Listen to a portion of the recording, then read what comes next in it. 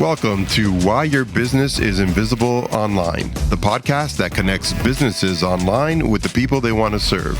Joining me are my two co-hosts, and here they are.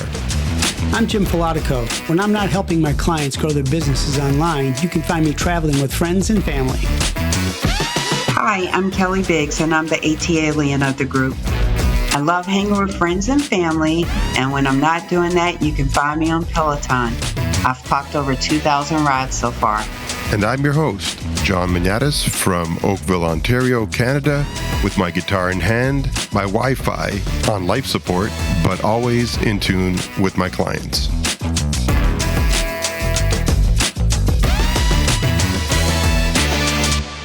Let's transition to this one, which is super, super important, and it's going to get even more important with AI. In fact, the three of us just recently did a quick lookup on a topic with respect to personal injury lawyers, and we were expecting a certain company to be at the top when we did an AI lookup, and it wasn't. And we sort of figured out the reason why the company we thought would be there didn't make it to the top of our search was because of the reviews. The reviews just weren't as good as some of the other companies. So negative online reviews don't matter. We hear that.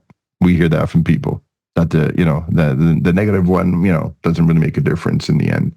Now, if you have one negative one and there are 1,000 great ones, it probably isn't going to make much of a dent. But that's not what we're talking about here.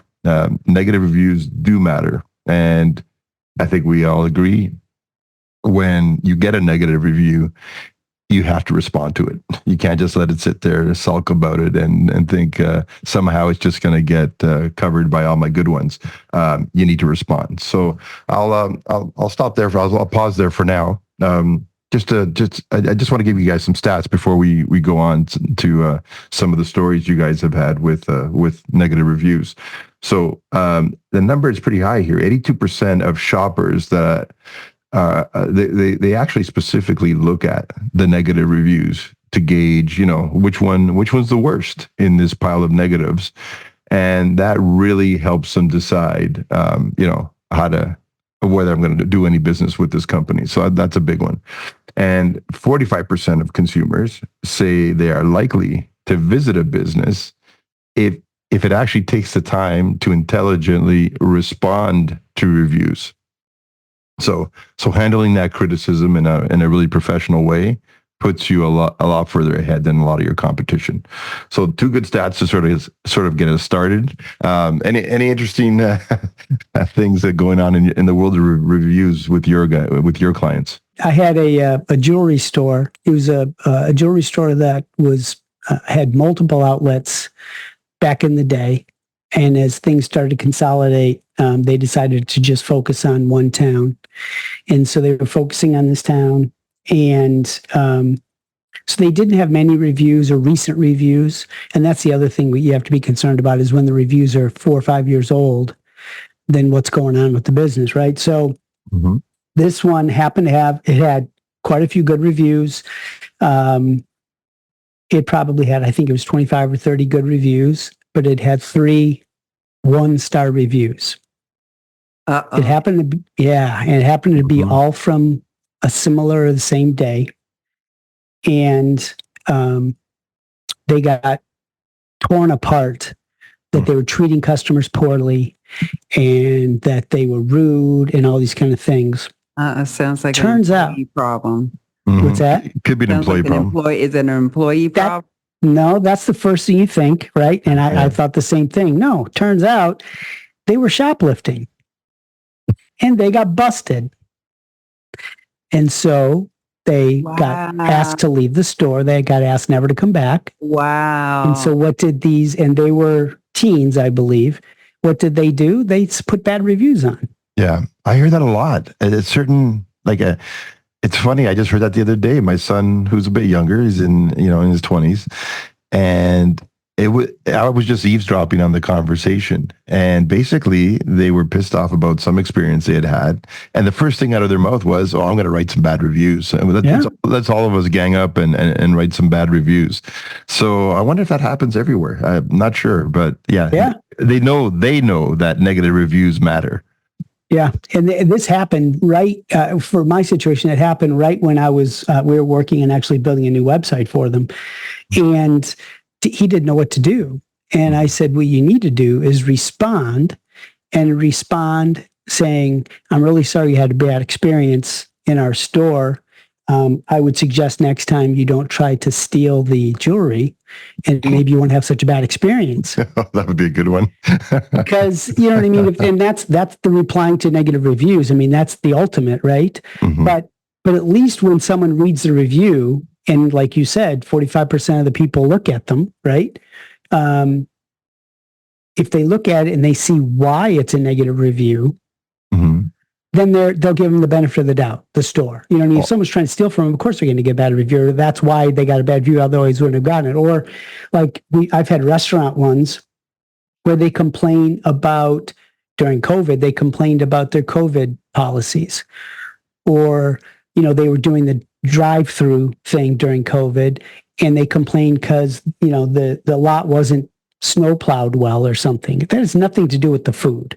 Right. You know what I mean? Right. So mm-hmm. that's why if you respond to these reviews and especially the negative ones, I mean, what I tell everybody when it comes to reviews is it's a billboard. When you respond as the owner or as the manager, it's a billboard for other people to read. And so lean into that. But the negative ones, don't promise anything online, because then you're going to be promising that to everybody that reads a review. I got 20% off. Well, I want 20% off. I'm going to give you a better review, right? Yeah. But you know what I mean? That you've got to make sure that, you know, if you put it in a perspective, you have a much better chance of people understanding why you're not a 5.0, right? Exactly. So that's the most extreme example I have, is the jewelry store one. Hey, Jim, the jewelry store one, I'm going to learn something here. So, I mean, typically you don't know who's trying to shoplift. How did they get the names? Like, did they actually have to do some research with the police department or something? Did these guys get caught and arrested, or how did it work? They caught him and asked him to leave. They didn't call the police. They caught him and asked him to leave. And like the next day they got the review. So he knew. It was them.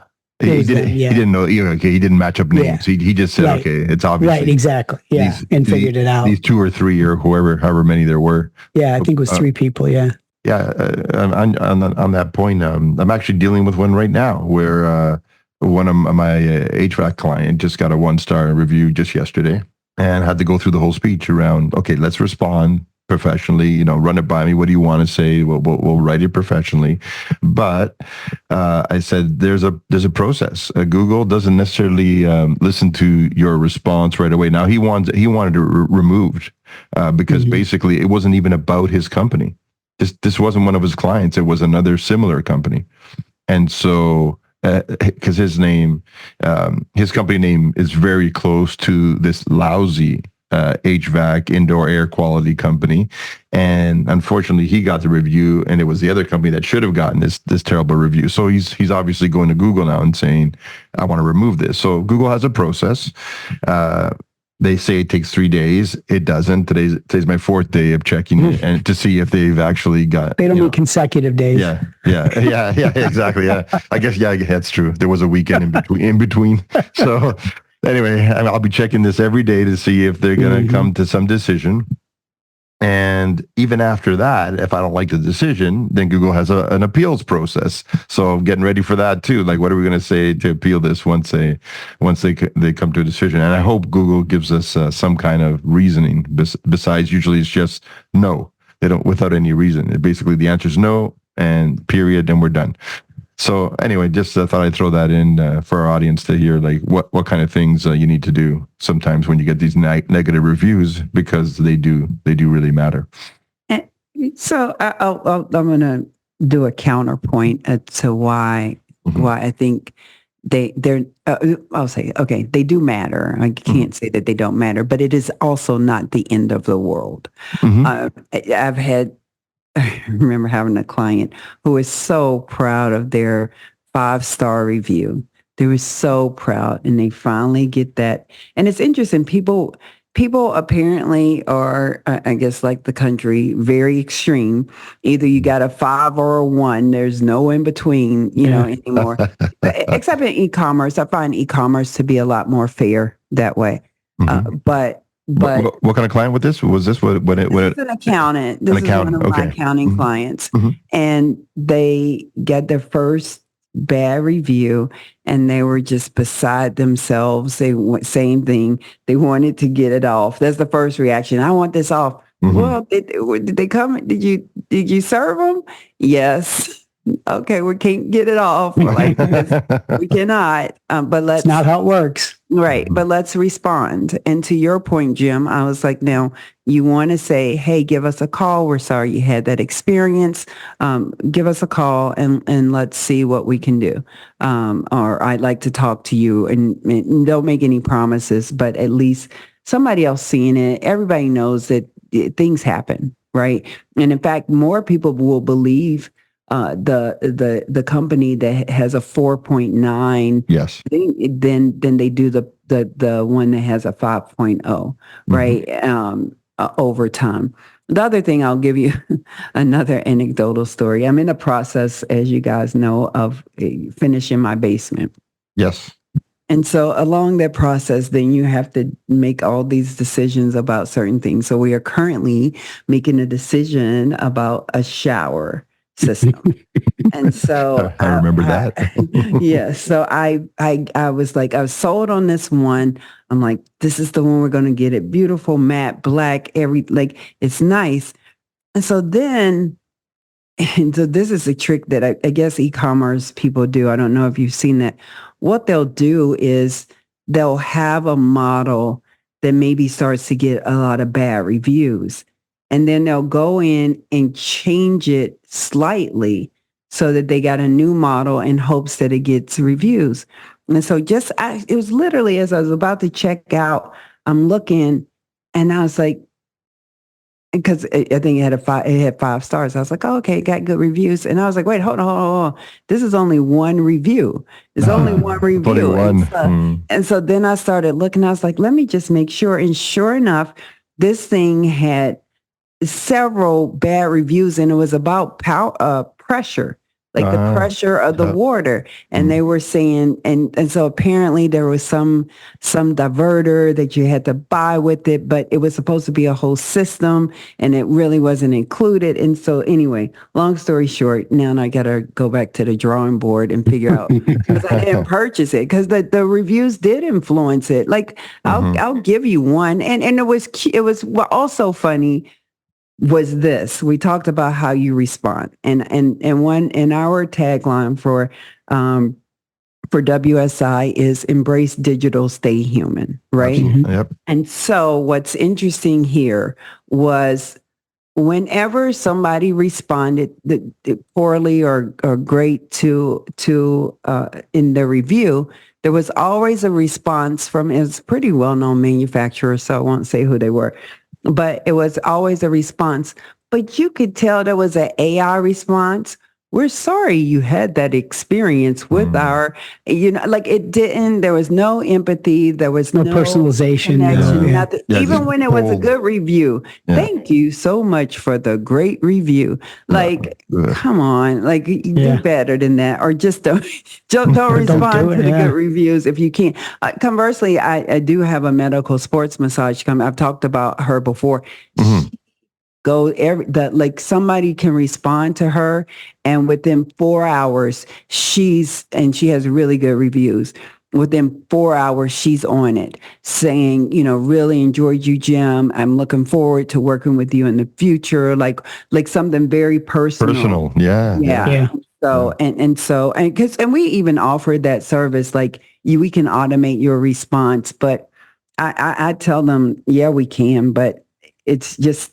No matter what, it's not going to be great. Yeah. If you're getting 10 a day, 10 or 20 a day, maybe you need to automate. But if you're not getting that many, no, exactly. Hey, how do you guys? I've always asked this question of people because I'm curious. with travel reviews. In other words, when you're looking to choose a hotel and you're traveling, what approach do you take? I'm just curious. Like, what do you look at? Do you read them all? Do you read just the bad ones? Like, how do you guys decide on the hotel where you're going to stay? I know you're going to say I just cruise, so it's not a problem. I usually look at the most recent, and I look at the 1, 2, 3 stars, Okay. and I see how old they are. Okay. And that's kind of the way I look, because usually, you can sort by numbers of stars, 4 or above or whatever, and then even with that, on average, if it's a 4, they're going to have a 1 or a 2 in there, right? So you read those and see how old they are, and then if it's old, if it was last week's, different story.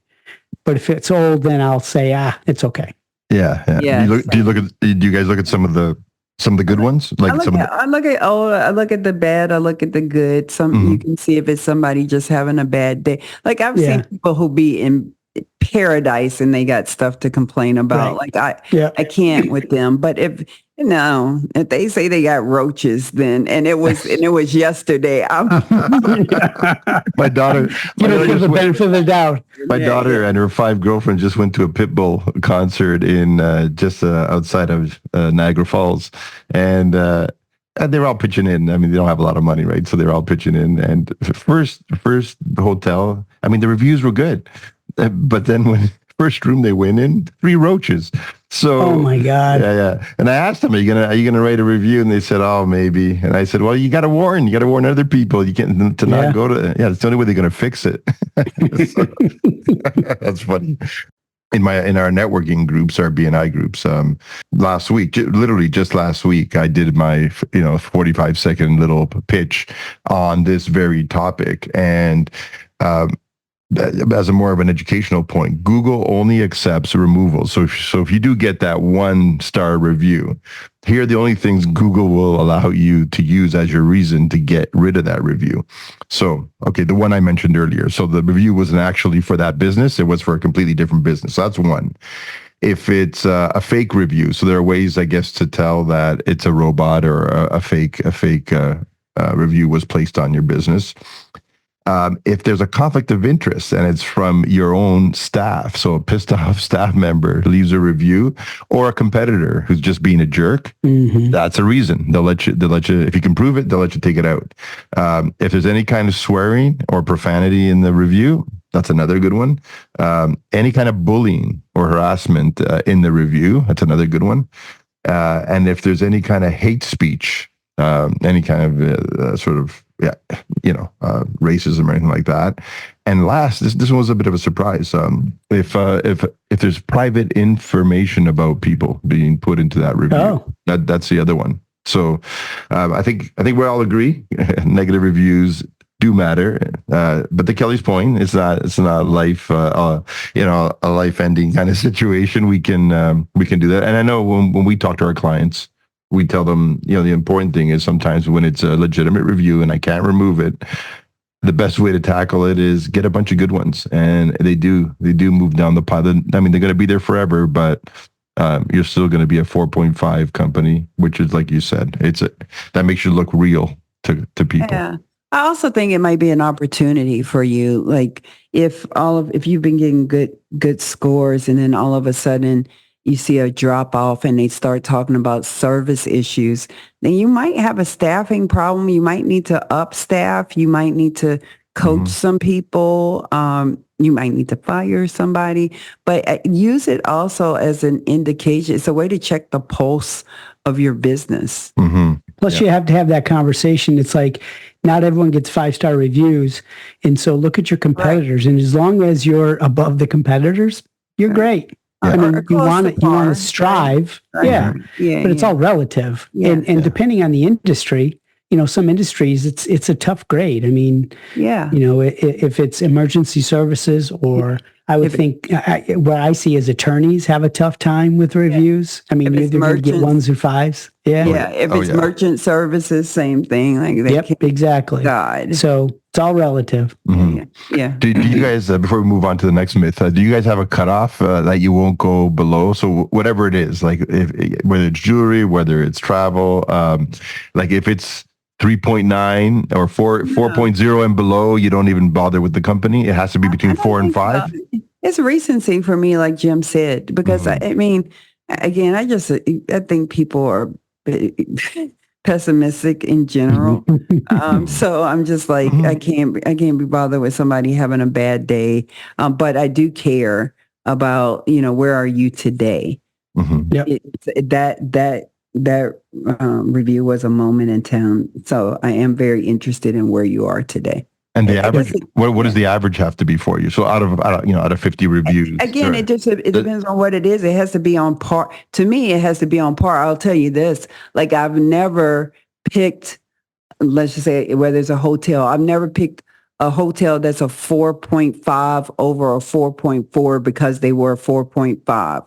But I might have picked a 4.5 over a 4.0. Okay. So if they're on par and I got a good recommendation and it's not the end all be all, but if it's not on par, I'm probably not going to shoot. That's my test. What about you, Jim? Yeah, I'm the same way.